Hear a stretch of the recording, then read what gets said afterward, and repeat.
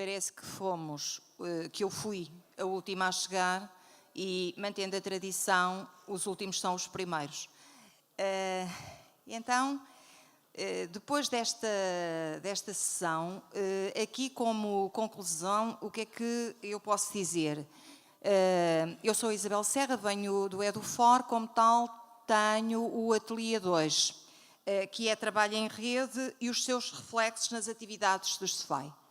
A primeira nota que quero dar foi lembrada muito bem na sala por o nosso colega Raminhos, que disse que, e muito bem, que os centros de formação são uma rede e que começaram e tiveram esta importância e esta resistência ao longo destes 25 anos, com todos os constrangimentos que se tem posto à formação, que já passou por situações difíceis e sempre soube manter o espírito, a alma, a paixão, a decisão, e por isso se manteve, e a tutela sabe perfeitamente que qualquer desafio, em quem é que pode confiar a resposta nos centros de formação.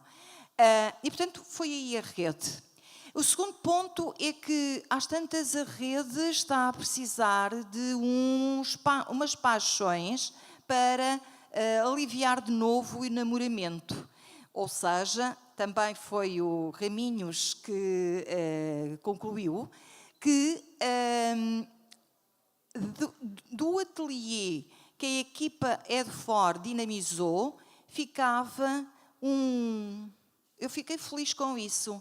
Ficava de novo um pico de enamoramento para que todos os diretores dos centros, nas suas diversas regiões e nos seus diversos órgãos, possam de novo acreditar que o trabalho em rede é a sustentabilidade da criatividade e do sucesso.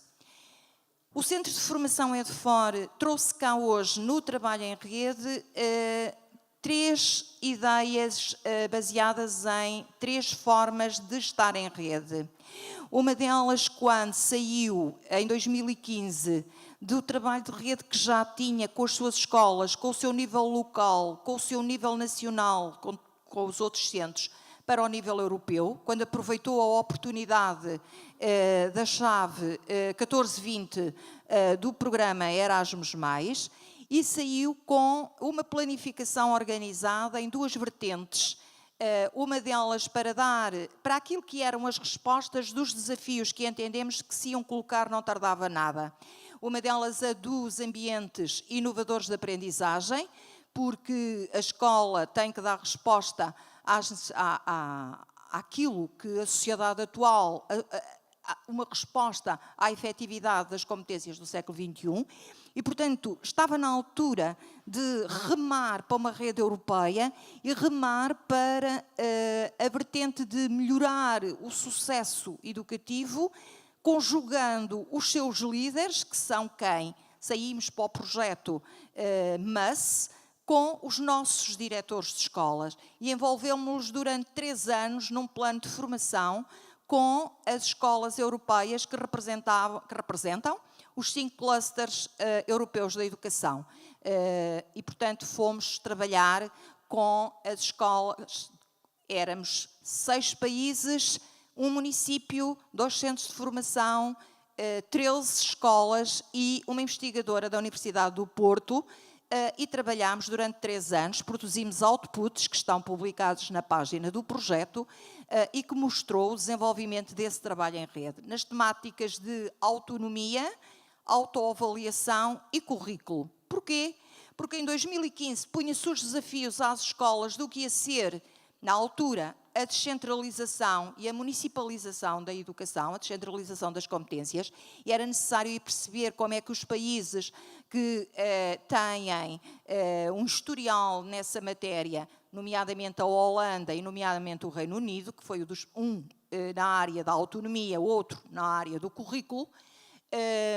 Depois, no desenrolar, também percebíamos que a tendência da Europa, a nível do currículo, era exatamente ter uma outra visão não só de como o trabalhar, de como o organizar e de como o potenciar para o sucesso. E por isso mesmo foram esses os 3 temas que trabalhámos nessa rede europeia que terminou agora esse projeto em julho, mas que, como é uma rede, já deu outros projetos, já deu outras motivações e já estamos a trabalhar com novos em outras áreas. O outro sistema a outra rede que trouxemos foi a do ICL, o Ambiente Inovador de Aprendizagem. Fomos o primeiro da região centro e um dos primeiros do país a ter um laboratório de ambiente inovador de aprendizagem e que foi feito a partir de uma formação de um K1 com 8 professores no Schoolnet do laboratório em Bruxelas. E desde essa formação que trabalhámos com 40 stakeholders que e trabalhámos em rede com eles. E trabalhámos em rede com o município e com a escola sede onde está o centro de formação e conseguimos fazer esse espaço. Resultado da rede. Terceira nota de rede. Isto cruza-se e vem enquadrar-se no grande desafio que nós todos temos agora pela frente, que é construir a catedral nova, a oportunidade da autonomia e flexibilidade curricular, que vai exigir exatamente o quê? Exigir que sejamos mais colaborativos, mais flexíveis, mais criativos, mais inovadores. Como é que isso se consegue? Não é trabalhando cada um na sua quinta, é trabalhando desde a escola aos centros e às redes entre os centros em colaboração. Obrigada.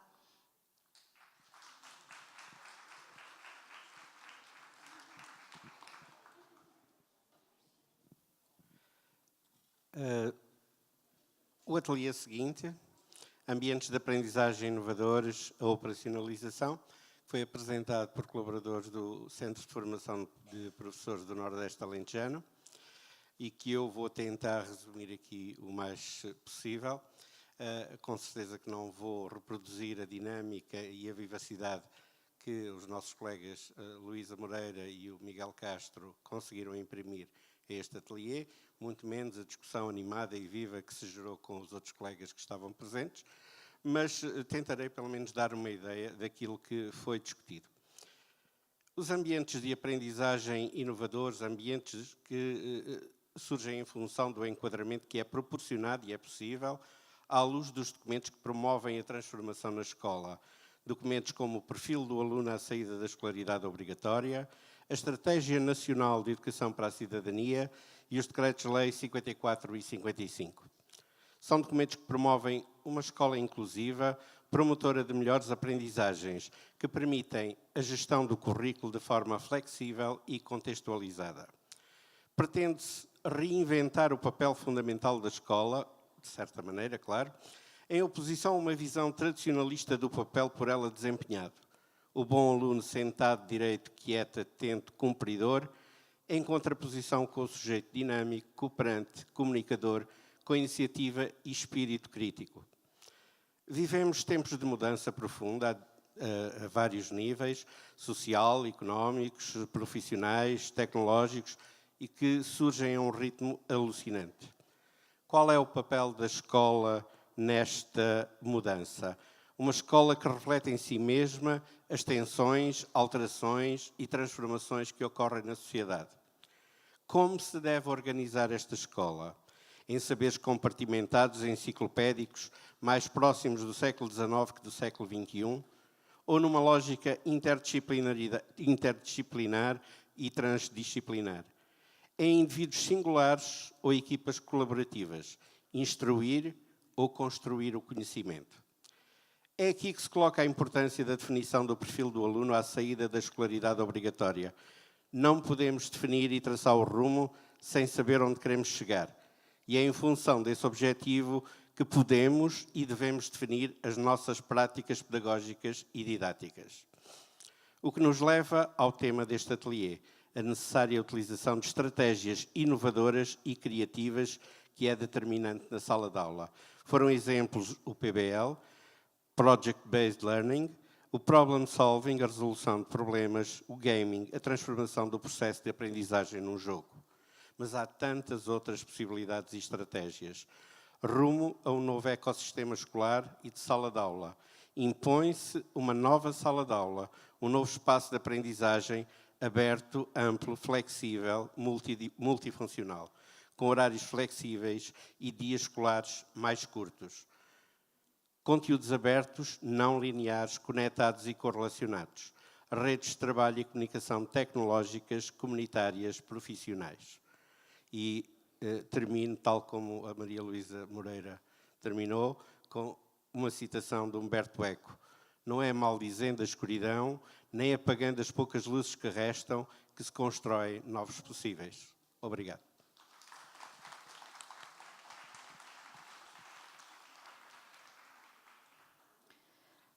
Boa tarde. O Ateliê 3 andou também em volta da temática da inovação. Já hoje falámos aqui muito do que é inovação. Concretamente, tivemos a apresentação de 4 projetos de inovação pedagógica. Verificámos que e os projetos eram extremamente ricos para o pouco tempo que tivemos, portanto ficou-nos no final assim algum desejo de discutir e de questionar mais, porque estamos sempre ávidos de partilha e de saber como é que fazem, e as boas práticas são sempre aliciantes. Há efetivamente uma questão, tivemos ali 4 projetos com 4 níveis diferentes de autonomia.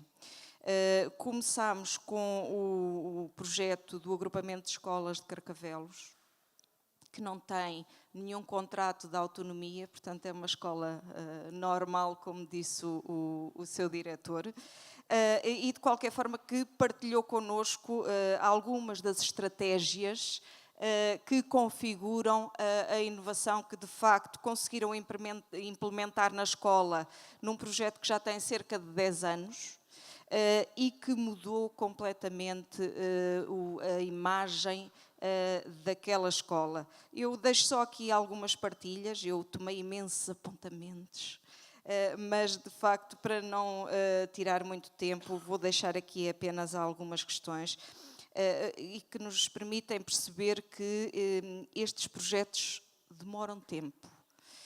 E, portanto, quando eu vejo colegas muito angustiados, agora permitam-me fazer aqui um breve parênteses relativamente ao contexto atual que vivemos, de alguns agrupamentos de escolas que estão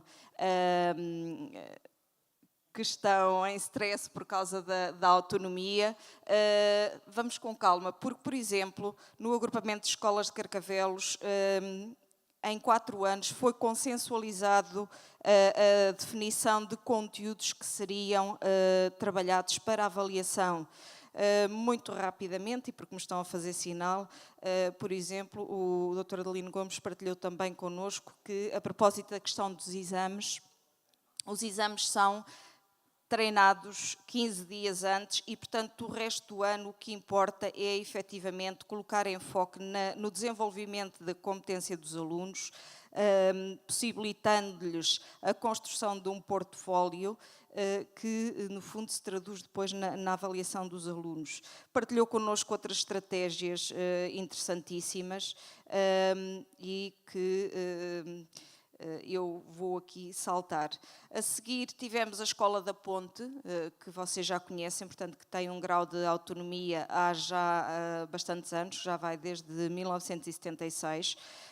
Foram-nos apresentadas as orgânicas da escola, com o trabalho em núcleos, um trabalho organizado individualmente, programado diariamente pelos alunos, a quem incumbe, efetivamente, uma grande definição do seu ritmo de aprendizagem e do seu ritmo de avaliação.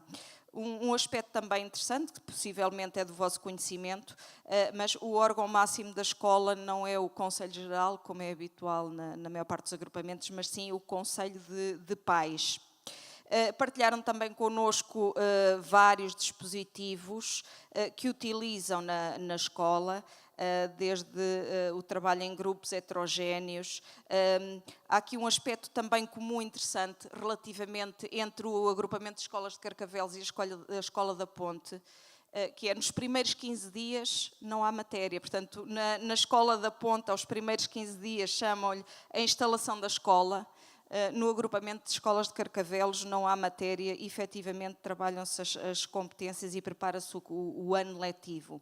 Passamos depois ao agrupamento de escolas do Freixo, que é uma escola que está inserida no projeto Piloto de Inovação Pedagógica, portanto é um projeto que está agora com cerca de 2 anos. Um projeto que foi desenhado também em função do contexto e que tem como designação personalização da aprendizagem.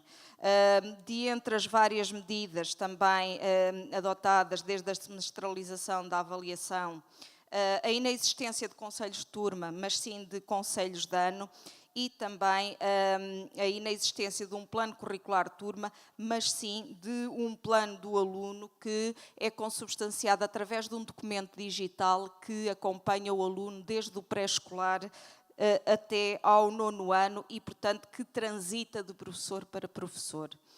E finalizamos este rico quarteto com o agrupamento de escolas de Atauguia da Baleia, também um projeto que já vem com uma larga tradição, que é muitas vezes associado à Sala de Aula do Futuro ou aos ambientes de sala inovadores, como já foi aqui referido, mas a diretora partilhou connosco um pouco da história e, no fundo, da contextualização de todo o projeto desde o início, em que se destacou o meio desfavorecido em que a escola estava e, portanto, a escola acabou por se constituir como um pilar para o combate à infoexclusão na região e, portanto, eles traçaram perfis de literacia, da informação, perfis da leitura, perfis dos média e, através de um plano de formação em contexto de trabalho que perdurou ao longo de 2 anos, deram origem a um currículo da biblioteca e, portanto, há, de facto, uma grande utilização, quer da biblioteca escolar, quer da Sala do Futuro, como meios para a promoção das competências dos alunos. Um fator comum em todas estas escolas, independentemente do ritmo, da flexibilidade, da autonomia, em todas elas já se registaram, em diferentes níveis, obviamente, porque os projetos têm diferentes durações, melhorias das aprendizagens. E, portanto, isto foi a questão que hoje o Sr. Secretário de Estado levantou. Este desafio da flexibilidade terá impactos, se calhar sim, mas não vamos ter medo. Vamos agarrar esta oportunidade, este desafio e certamente, como nós concluímos neste ateliê, temos gente muito boa nas nossas escolas, com muita criatividade e com grande capacidade de resolver os problemas. Obrigada.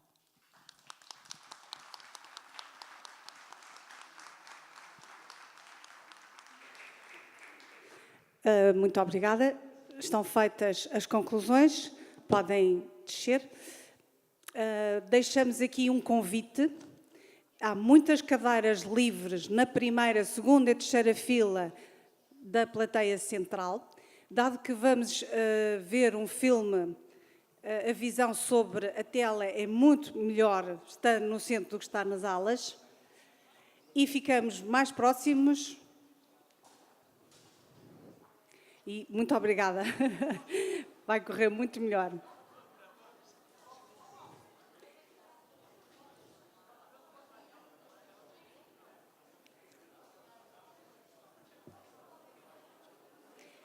Chamo de imediato os 2 ilustres convidados para a sessão de apresentação do livro chamado Formação Contínua de Professores em Portugal de ontem para amanhã e do filme Os Primeiros 25 anos dos Centros de Formação da Associação de Escolas, Eusébio Machado,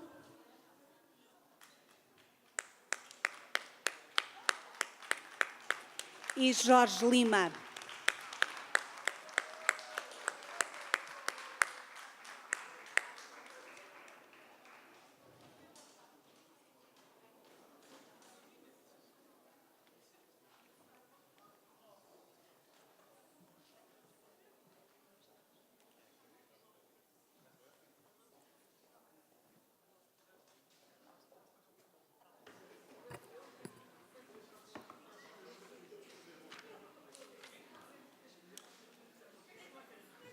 Boa noite a todas e a todos.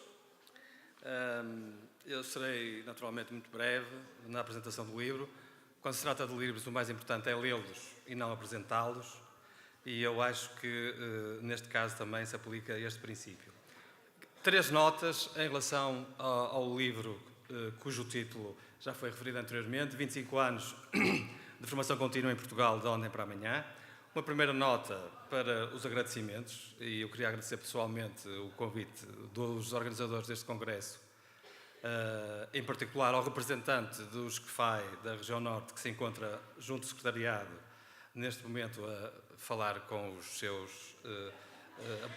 colaboradores, porque para mim é uma honra ficar associado a este marco histórico e, em certo sentido, é também, em larga medida, uma dimensão importante da minha vida profissional, uma vez que fui formador, consultor e diretor, consultor, formador em vários momentos distintos e, portanto, estes 25 anos também correspondem a 25 anos da minha vida profissional.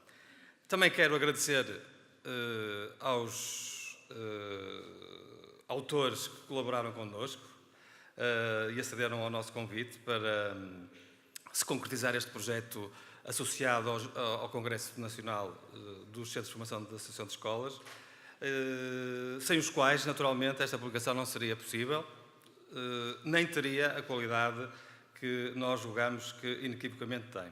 E, neste sentido, passo a citar os autores que cederam gentilmente os seus textos para que se concretizasse este livro. O António Guedes, Eugénia Silva, Fernando Azevedo, Hermínia Viegas, Fernando Ilídio, Joaquim Machado, José Augusto Pacheco, Ila Beatriz Maia, Marta Abelha, Miguel Castro, Rui Canário e Rui Trindade.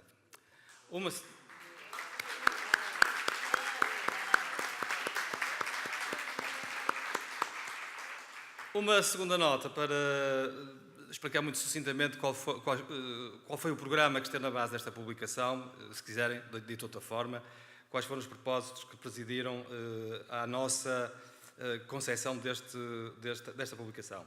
Desde logo, afastar a organização de uma publicação meramente encomiástica, laudatória ou legitimadora do SCFAI, no sentido de reiterar uma narrativa que eu acho que é, nesta fase, nos 25 anos, completamente redundante e talvez desnecessária. Em segundo lugar, e se passaram 25 anos, regressar com radicalidade às questões fundamentais, quer em relação àquelas que remetem para a formação, quer em relação às que remetem para a relação entre a formação e a escola. E, finalmente, um último propósito, conferir um caráter seminal ao conjunto de textos que estão publicados, permitindo que os leitores possam encontrar outros rumos, outros caminhos, outras sendas para a formação de professores, seja ela a formação inicial, seja ela também, que é aquela que julgo que nos interessa mais neste momento, a formação contínua. É nossa convicção, e falo aqui no plural, porque há 2 organizadores, eu e o João Carlos Sousa, aquele senhor que está ali sentado, que, não obstante os constrangimentos de tempo que tivemos, foi possível atingir estes propósitos. Obviamente, a avaliação final ficará ao vosso cargo e, se quiserem, daqui a uns dias enviar o vosso feedback, ficamos muito agradecidos. Para terminar, uma última nota em relação às questões que se inscrevem nesta publicação, e são questões que eu deixo em aberto para que depois tenham motivação para ler o livro. Em primeiro lugar, como pensar a aprendizagem fora de um quadro exclusivo da educação escolar? Aliás, parece-me que é um dos desafios que foi colocado justamente num dos ateliês sobre os quais acabámos de ouvir o resumo. Como é que a formação se pode inscrever no movimento de desescolarização dos processos de aprendizagem?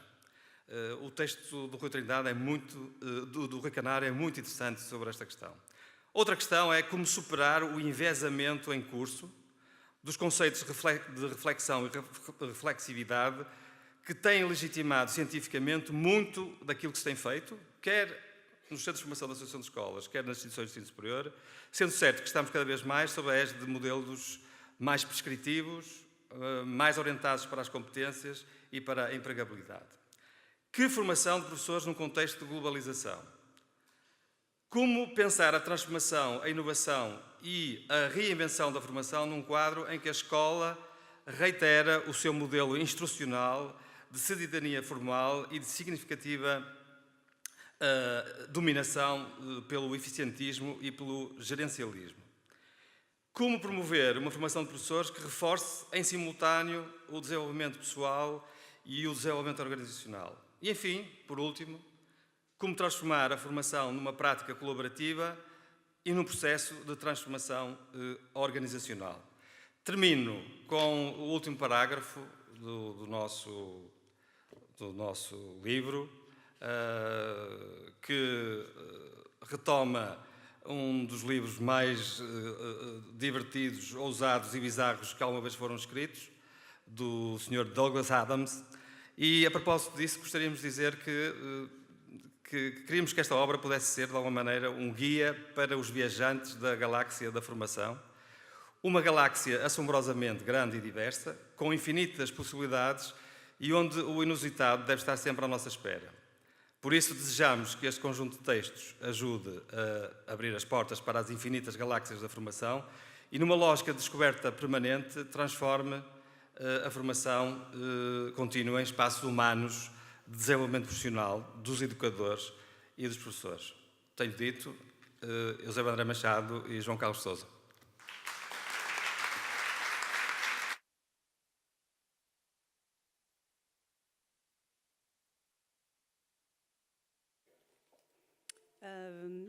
Jorge Lima, faz favor.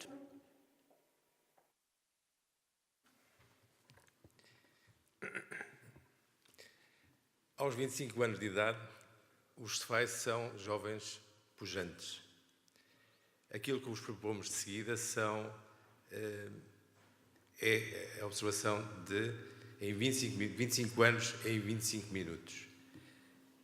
E é, acima de tudo, um exercício de orgulho.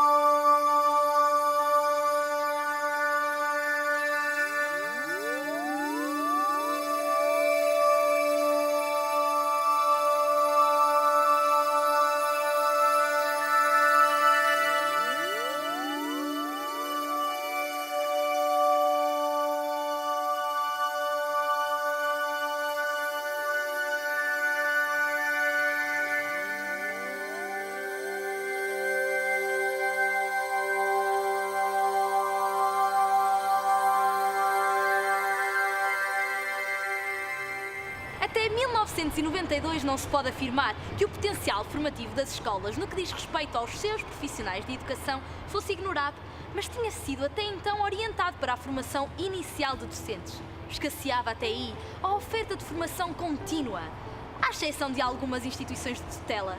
Tudo se resumia a encontros e conferências esporádicas frequentados pelos mais interessados. Foi em 1992 que responsáveis pela tutela tiveram a coragem de acreditar na maturidade das escolas em associação. Em Avenidas de Liberdade, Reflexões sobre Política Educativa de 1994, Joaquim Azevedo refere o conjunto de elementos que considerava constituir a matriz comum dos CEFAI e das suas dinâmicas. Centros de desenvolvimento de novas competências profissionais, centros autónomos e territoriais, centros de cooperação, centros nevrálgicos de um novo profissionalismo, centros de ligação ao ensino superior, centros de adequação e centros de imagem. Em resposta a um repto do professor Joaquim Azevedo, o professor João Formosinho presidiu a reconstrução e ordenamento jurídico da formação contínua de professores. Para Joaquim Azevedo, imediatamente se propagou um fogo associativo entre as escolas e se fermentaram dinâmicas autónomas. Não como mais um serviço administrativo, mas como polos de uma rede de escolas associadas e potencialmente centros de outras redes de projetos e de iniciativas de formação.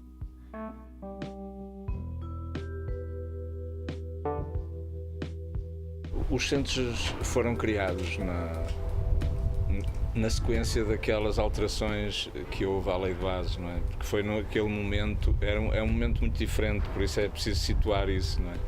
Porque a lei de bases é de 86, depois houve um trabalho da Comissão de Reforma e de outras entidades até 88, em 89 entra um governo novo, e é com o engenheiro Roberto Carneiro, e é aí que se começa a avançar nesta área. E há muitas alterações que vão sendo feitas, e uma das alterações que estava prevista e que era inevitável era no domínio da formação contínua de professores. E, portanto, é um processo longo, mas é um processo em que há um clima de algum encantamento, há um sentido de promessa. A escola, ainda estávamos na escolaridade de 9 anos, não é?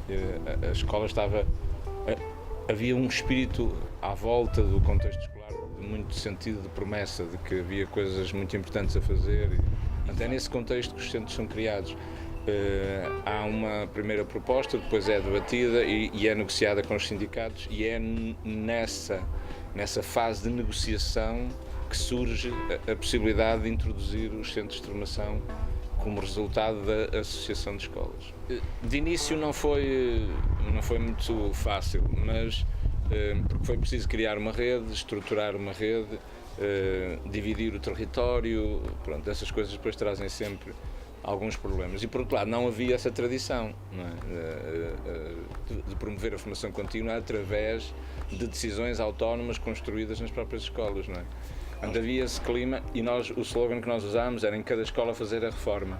Portanto, decorre um bocado disso, porque é dar um poder muito maior e uma capacidade de intervenção muito maior às escolas na determinação do que é preciso fazer e o que é que se deve fazer. Portanto, isso tinha que ver com esse espírito de autonomia, tudo isso. Portanto, dinâmicas que depois se foram em grande medida perdendo, não é, ao longo dos anos. E foi nesse contexto que criar centros de formação através de associação, portanto as escolas associavam-se para responderem a esse desafio, isso foi bem recebido nas escolas, foi bem recebido, houve algum entusiasmo inicial. Claro que depois houve também ali alguma, como é que eu vou dizer, controvérsia, não é só controvérsia, mas é alguma dificuldade inicial por causa do financiamento, que foi um dos problemas, digamos, que surgiu nessa altura e que se manteve até hoje, não é? A formação contínua, nesta perspectiva, devia ser é uma lógica de autonomia das escolas e dos professores, a responsabilidade profissional acrescida e fazer com que as questões, que a própria alargamento da escolaridade, todas as questões relativas à massificação, à heterogeneidade, tudo isso, pudessem ser discutidas e aprofundadas. E de repente, como aquilo tinha que ser candidaturas, né, começou aí uma certa dificuldade que se manteve até hoje. Desde 1993, falar de formação contínua de profissionais da educação é falar dos SFAI, das escolas associadas e do seu potencial formativo. É verdade que existem outras entidades que promovem formação. No entanto, não são criadas por escolas em associação ou de raiz com o objetivo de promover a formação contínua. De entre as diversas entidades formadoras, os SFAI destacam-se em termos de representatividade junto dos CCPFC, no que respeita ao número de ações de formação acreditadas. Em 1993 detinham uma percentagem de 62,4% de ações de formação com acreditação válida. Já o ensino superior detinha uma percentagem de 23,8%. Diferença é essa que se acentuou em 2016, com os SFAI com 74,2% e as instituições de ensino superior apenas com 11,4%. Desde 1992 existiram vários regimes jurídicos na formação contínua, até à versão atual de 2014, o que serviu de base à configuração, estrutura e definição de competências dos SFAI. E de que modo esse quadro foi sendo reajustado ao longo do tempo? Joaquim Azevedo convidam para pensar no regime jurídico, porque na altura era um membro do Conselho Nacional de Educação, tinha feito um parecer sobre a formação contínua que era bastante crítico em relação à proposta do governo da altura, que no fundo, na essência, metia a formação contínua toda, ou principalmente, à administração central, ou toda ou quase predominantemente à administração central. E essa, como relator do parecer do Conselho Nacional de Educação, que era crítico em relação a essa solução, o professor Joaquim Azevedo desafiou-me a fazer uma proposta alternativa. E essa proposta alternativa teve a ver com o que na altura, isto é 1992, era o consenso europeu sobre a formação contínua, os teaching centers, os centros de formação continuada em Espanha, e portanto havia um grande consenso. Lembremos que na altura, na década de 90, houve um grande esforço de vários países para a formação contínua dos professores. O Portugal também esteve nesse momento e agora à frente nessa área. Portanto, há um aspecto interessante, porque o documento era necessário entrar em vigor muito rapidamente, porque os primeiros fundos europeus estavam ali a chegar e, portanto, foi um processo rápido. A encomenda foi feita em abril e o decreto-lei foi publicado em novembro. E que no meio de tudo houve uma consulta. E essa consulta, em junho, às escolas e às associações profissionais e sindicais, teve resultados positivos. Em boa parte porque havia um certo, refletia essa legislação, um certo consenso sobre a formação dos professores e a carreira. Lembremos que por trás da formação contínua havia uma regra que foi estabelecida no acordo do Estatuto da Carreira Docente, que é um acordo entre o Governo, sendo o Ministro Roberto Carneiro, e os sindicatos, sobre a progressão na carreira docente e a obrigatoriedade da formação. Atribuir às escolas o papel de entidades formadoras de formação contínua, em comparação com algumas entidades de maior dimensão e estatuto, podia ser considerado à época um ato de grande coragem. Da relação com o ensino superior, claramente podemos dizer que ele se centrava muito mais na formação especializada do que na formação contínua propriamente dita, porque na formação contínua havia ações de formação, sem dúvidas, mas a legislação, de alguma forma, apontava para a ideia de que o ensino superior se deveria concentrar mais na formação especializada, porque daria dar origem à preparação para vários perfis funcionais, educação especial, administração das escolas, gestores de formação e outros.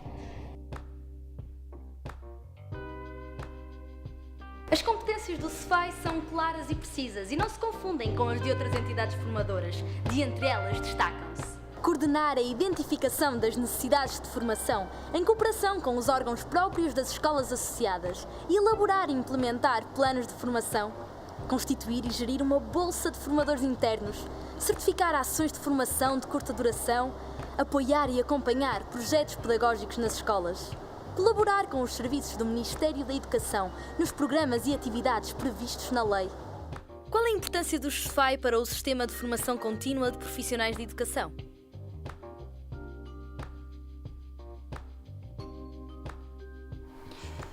Os centros de formação das associações de escolas foram absolutamente fundamentais. As entidades formadoras nucleares na formação contínua dos professores e educadores da infância são inquestionavelmente os centros da formação e as instituições de ensino superior com funções complementares. E o principal elemento para este aspecto nuclear dos centros das associações de escolas é exatamente a sua proximidade, a sua relação natural com as escolas e, portanto, a facilidade que têm de centrar a sua formação mais nos contextos educativos, enquanto que as instituições de ensino superior, pela sua vocação própria de aprofundamento dos conteúdos científicos e das práticas pedagógicas, estarão neste outro plano complementar, mas com mais dificuldade de atuar diretamente nos contextos educativos.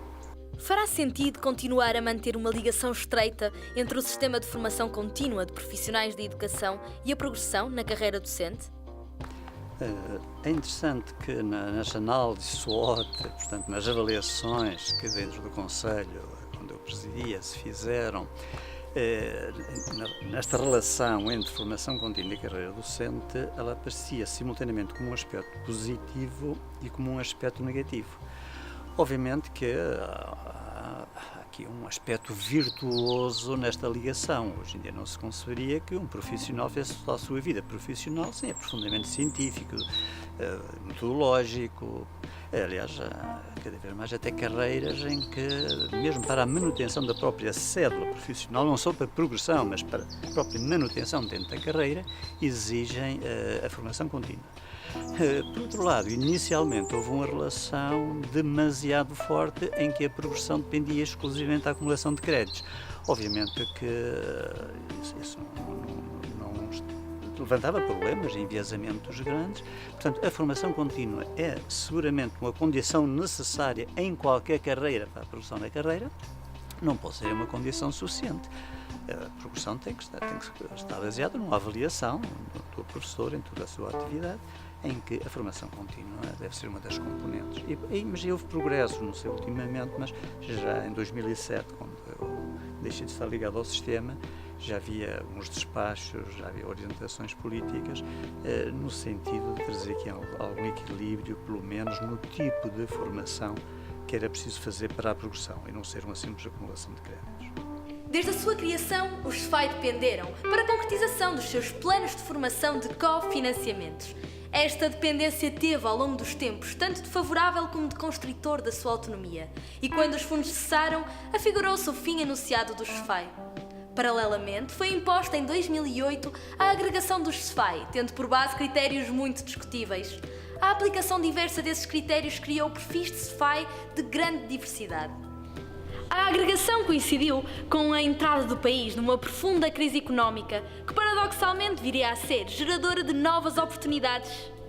Os SFAI não cruzaram os braços e lançaram-se no desenvolvimento das suas bolsas de formadores internos, BFI, que viriam a ser responsáveis por um volume de formação, em alguns casos, maior e mais diversificado por comparação com os períodos anteriores de cofinanciamento. E é como em tudo na vida, não há apenas uma leitura. Uns salientariam a pretensa exploração de docentes já sobrecarregados de trabalho, colocados ao serviço das BFI, enquanto outros sublinhariam o retorno à essência da formação contínua, enraizada nos projetos, problemas das escolas e, portanto, na sua contextualização plena. O Decreto-Lei nº 127 de 2015 reafirma o lugar institucional dos SFAI, conferindo-lhes um estatuto próprio no sistema de formação contínua. Define pela primeira vez em diploma próprio o estatuto, as competências, as regras de constituição e de funcionamento. Pode afirmar-se que foi traduzida e inscrita em normativo uma identidade previamente construída e experienciada pelos SFAI, que reconhece os seus múltiplos percursos e compreende e assume que a construção e o desenvolvimento da formação dos profissionais de educação deve acontecer no contexto organizacional, entre os pares e num coletivo que lhe atribua sentido. Se nos focarmos nas competências que são atribuídas aos SFAI e que determinam a sua ação pedagógica, facilmente se constata que na essência da sua matriz está o seu papel integrador e promotor de redes de cooperação entre escolas. Tal circunstância confere a estas entidades um perfil único e uma identidade ímpar no nosso panorama educativo. Os SFAI estão efetivamente integrados numa rede promotora de interesses locais e geradora de consensos e sinergias várias, paulatinamente alargada a outros agentes, autarquias, entidades da administração pública desconcentradas, entre outros. Estas entidades sentem-se mobilizadas para a participação em projetos e ações comuns, porque olham para os SFAI como organizações credíveis, com uma experiência inigualável no campo da formação contínua, o que lhes confere um estatuto, uma marca que fez com que perdurassem no tempo. Tem sido notória a ação dos SFAI no apoio e suporte aos serviços centrais do Ministério.